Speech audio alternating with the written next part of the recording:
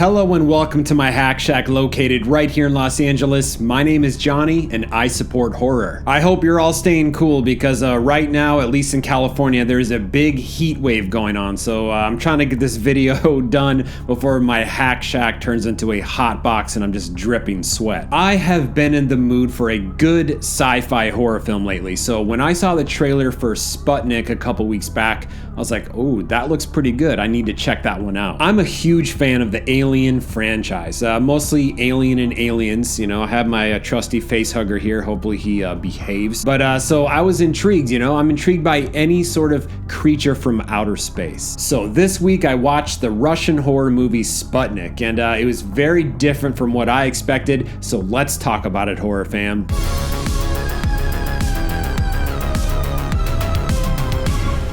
Sputnik is a science fiction horror thriller movie from Russia. It was slated for theatrical release in Russia in April of 2020 this year, but because of the whole COVID pandemic thing, that didn't quite pan out, so they just released it straight to video. IFC Midnight acquired the distribution rights for North America, so you can watch it right now on video on demand, and it may be in some select drive-in movie theaters. As for the plot, it's 1983, and two cosmonauts are on an orbital research mission in space, and they both experience something crawling on their ship as they're returning to Earth. Upon re-entry, the spacecraft malfunctions, and we only see one of the cosmonauts survive after the landing. However, there's something deeply troubling about this survivor, Konstantin. After he exits the spacecraft, he's acting like he's all possessed by something, and we come to find out there's actually an alien parasite inside of him. Konstantin is taken to a Russian military isolated facility, where he is evaluated by a controversial psychiatrist named Tatiana. As she studies this alien parasite and its relationship to the host, she gets more than she bargained for, as deep secrets are revealed on why the Russians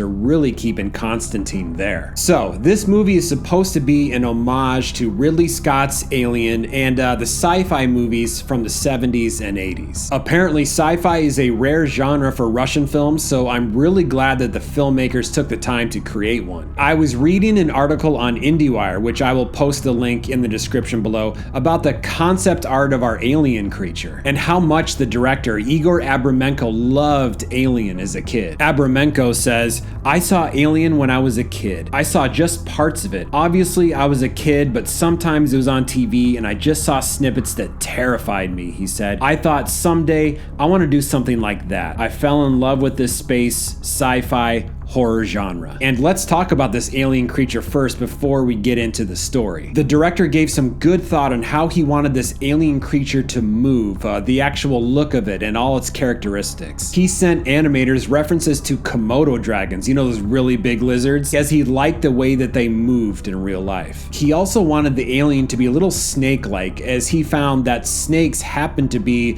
at the top of the list of people's fears. So I can definitely see both the Komodo dragon and a snake in this alien creature, how it slithers and just sort of moves about. One thing that I noticed, and I didn't really see in any of these articles when I was doing research, is that this alien creature has multiple eyes, which give it this really eerie spider-like face. Looking at the concept art as well as the finished product of this alien, I imagine its head was a little bit inspired by a cobra in its hood, which would make sense because of the whole snake reference. But I also thought the director maybe took a little bit of inspiration from James Cameron's and Stan Winston School's feature star, the Queen from Aliens. And I'm just talking about the head only. While the head of this alien creature isn't exactly like the Queen's from Alien, I do feel like maybe the shape could have influenced the director when he was trying to create it. Oh, and real quick, another thing that I love the director said in an article from Polygon was that, quote, "We knew from the start that we lived in a world where the xenomorph and predator already exist. We realized that instead of pointless attempts to beat these iconic creatures,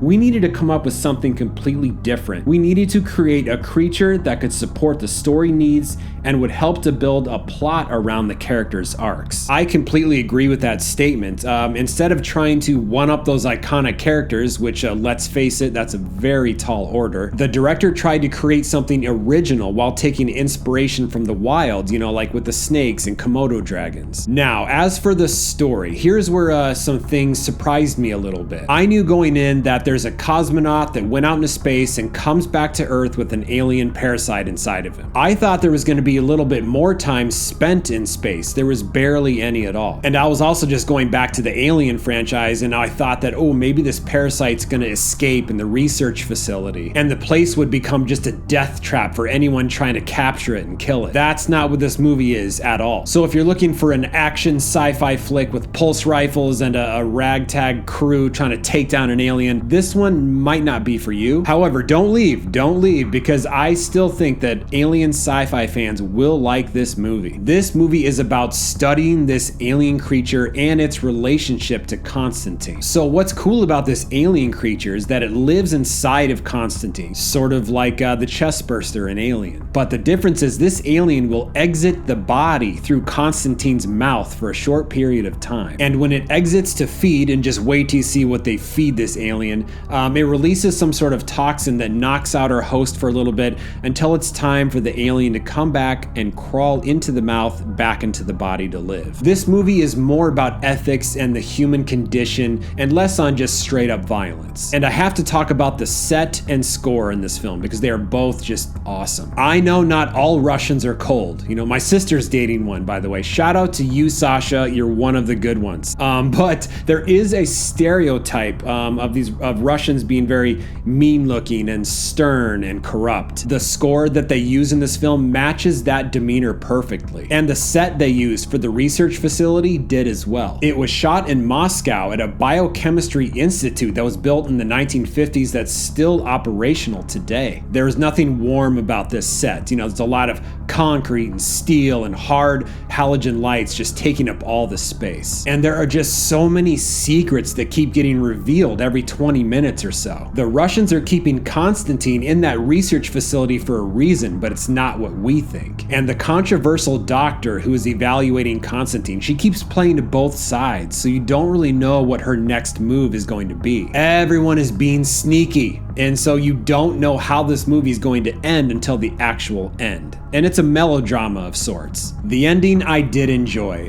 It was a bit anticlimactic, and there was a part of the story that had these flashbacks, which in my opinion could have been scrapped because I don't feel like these flashbacks were entirely necessary in the big grand scheme of things. But the overall performances were great, and the story was intriguing, a lot different than I thought it was going to be, and the symbiotic relationship between the alien and Constantine was very interesting, as this alien sort of sometimes took on the traits of the human. And like I said earlier, this isn't just like some big kick-ass gore fest with lots of violence. However, there are a couple cool gory scenes, especially when you see what this alien eats. But the backstabbing, sneaking around, trying to figure out this whole mess while keeping Constantine alive, and learning more about this creature and how it feeds on fear really kept my interest peaked throughout the movie. Probably could have cut 20 minutes from the movie, but that's okay. I still recommend that you watch Sputnik. It's on VOD right now. And I will leave you with that, horror fam. Just wanted to say thank you. Thank you for watching this video. Thank you for watching all of my videos. If you hadn't hit that subscribe button yet, I hope you do so right now,